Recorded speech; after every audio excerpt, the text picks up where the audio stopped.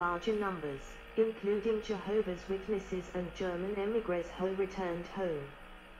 Czech and Austrian anti-Nazis were arrested after the annexation of their countries in 1938 and 1939. 30. Jews were also increasingly targeted, with 2,000 Viennese Jews arrested after the Nazi annexation. After the Kristallnacht pogrom in November 1938, 26,000 Jewish men were deported to concentration camps following mass arrests, overwhelming the capacity of the system. These prisoners were subject to unprecedented abuse, leading to hundreds of deaths. More people died at Dachau in the months after Kristallnacht than in the previous 5 years. Most of the Jewish prisoners were soon released, often after promising to emigrate. 30. 31. World War II. At the end of August 1939, prisoners of Flossenburg, Sachsenhausen, and other concentration camps were murdered as part of false flag attacks staged by Germany to justify the invasion of Poland. 32. During the year, the camps became increasingly brutal and lethal due to the plans of the Nazi leadership. Most victims did in the second half of the war. 33. 5 new camps were opened between the start of the war and the end of 1941. Neuengamme, early 1940, outside of Hamburg. Auschwitz, June 1940, which initially operated as a concentration camp for Polish resistance activists. Gross-Rosen, May 1941, in Silesia, and Natzweiler, May 1941, in territory annexed from France. 34. 35. The first satellite camps were also established, administratively subordinated to one of the main camps. 34. The number of prisoners tripled from 21,000 in August 1939 to about 70,000 to 80,000 in early 1942. 35. This expansion was driven by the demand for forced labor and later the invasion of the Soviet Union. New camps were set up near quarries, Natzweiler and Gross-Rosen, or brickworks, Neuengamme. 34. 36.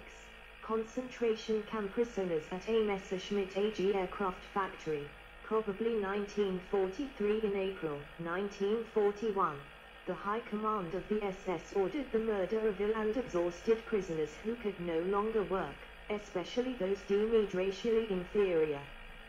Victims were selected by camp personnel or traveling doctors, and were removed from the camps to be murdered in euthanasia centers. By April 1942, when the operation finished, at least 6,000 and as many as 20,000 people had been killed. 37.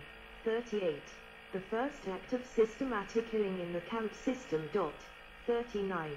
Beginning in August 1941, selected Soviet prisoners of war were killed within the concentration camps, usually within a few days of their arrival. By mid-1942, when the operation finished, at least 34,000 Soviet prisoners had been murdered. At Auschwitz, the SS Zyklon B to kill Soviet prisoners in improvised gas chambers. 40. 37. In 1942, the emphasis of the camps shifted to the war effort. By 1943, 2/3 of prisoners were employed by war industries. 41. The death rate skyrocketed with an estimated half of the 180,000 prisoners admitted between July and November 1942 dying by the end of that interval.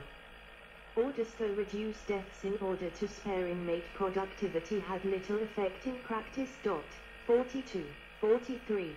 During the second half of the war, Auschwitz swelled in size, fueled by the deportation of hundreds of thousands of Jews, and became the center of the camp system.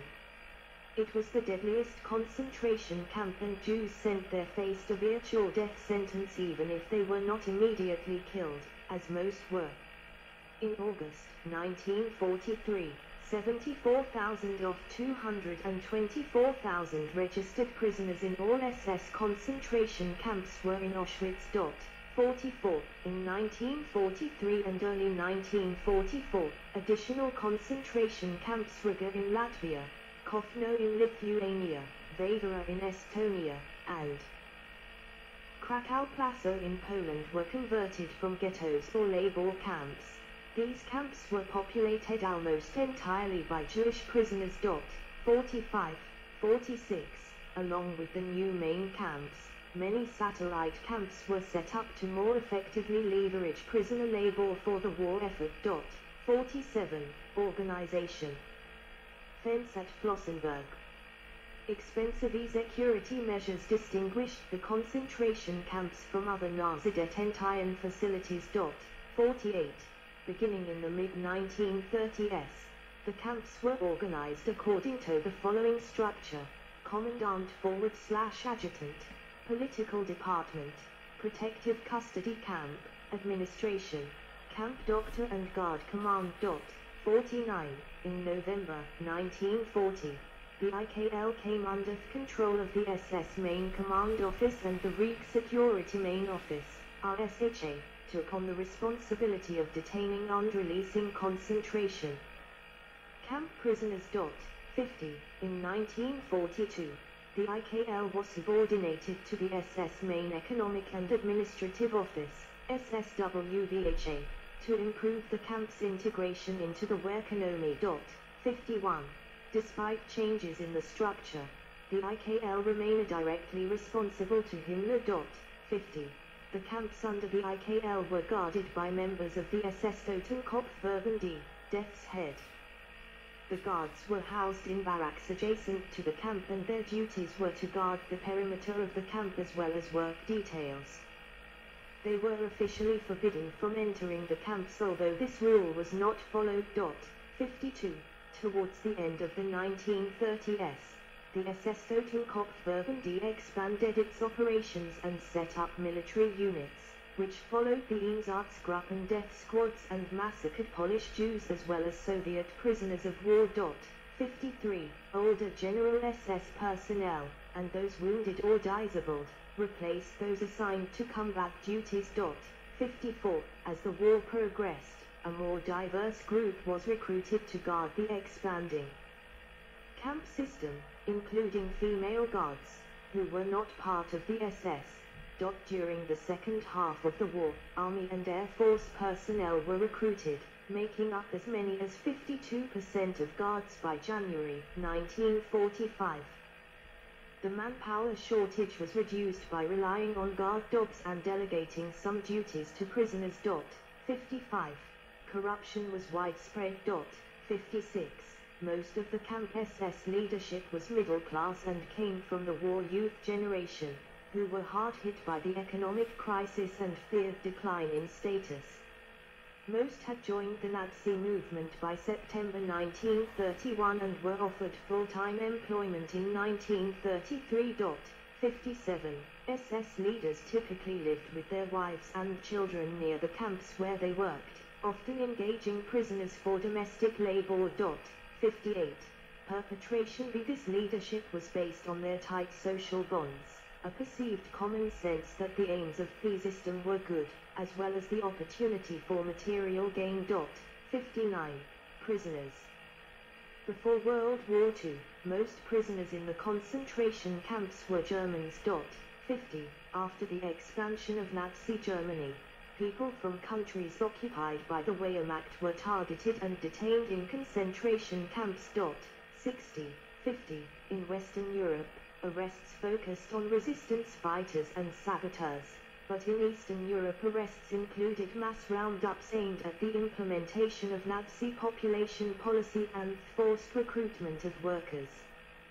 This led to a predominance of Eastern Europeans, especially Poles, who made up the majority of the population of some camps.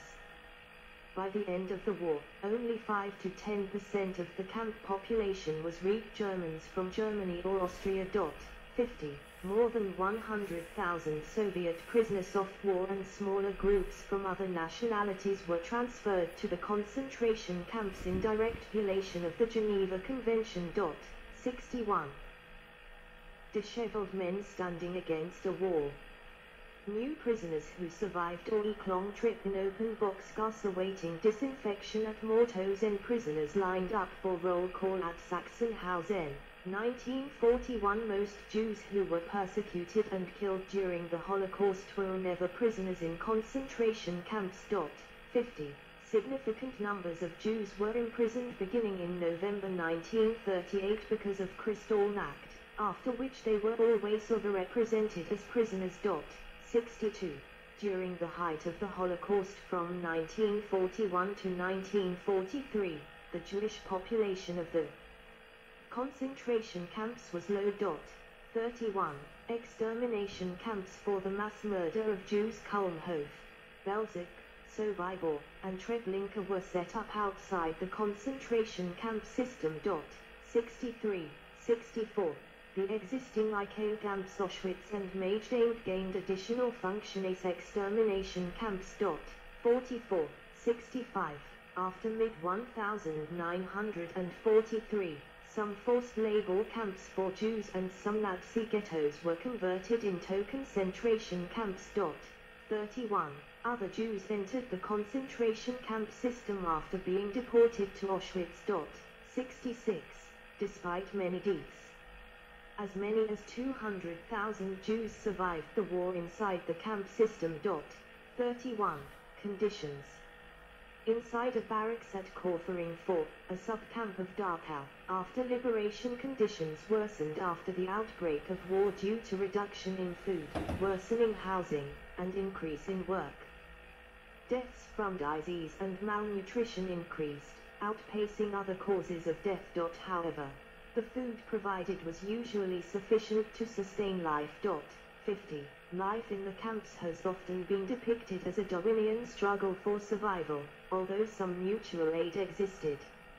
Individual efforts to survive, sometimes at others' expense, could hamper the aggregate survival rate. 67. The influx of non-German prisoners from 1939 changed the previous hierarchy based on triangle to one based on nationality. 50. Jews, Slavic prisoners, and Spanish Republicans were targeted for specially harsh treatment, which led to a high mortality rate during the first half of the war. In contrast, Greek Germans enjoyed favorable treatment compared to other nationalities. 50. A minority of prisoners obtained substantially better treatment than the rest because they were prisoner functionaries, mostly Germans, or skilled laborers. 43. Prisoner functionaries served at the wing of SS and could be dismissed for insufficient strictness. As a result, sociologist Wolfgang Sofsky emphasizes that they took over the role of the SS in order to prevent SS encroachment, and other prisoners remembered them for their brutality. 68. Forced labor. Hard labor was a fundamental component of the concentration camp system and an aspect in the daily life of prisoners. 69. However, the forced labor deployment was largely determined by external political and economic factors that drove demand for labor. 70. During the first years of the camps, unemployment was high and prisoners were forced to perform economically valueless but strenuous tasks, such as farming on moorland, such as at Este region. 36. Other prisoners had to work on constructing and expanding the Mauthausen. Prisoners forced to work at the Wienergruben quarry, 1942 camps. 71. In the years before World War II, quarrying and bricklaying for the SS Company Dest played a central role in prisoner labor. Despite prisoners' increasing economic importance, conditions declined.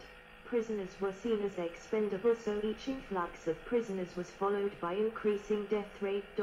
72. 73. Private sector cooperation remained marginal to the overall concentration camp system for the first half of the war. 37. 74. After the failure to take Moscow in late 1941, the demand for armaments increased. The WVHA sought out partnerships with private industry and Speer's Armaments Ministry. 75. In September 1942, Himmler and Speer agreed to use prisoners in armaments production and to repair damage from Allied bombing. Local authorities and private companies could hire prisoners at a fixed daily cost.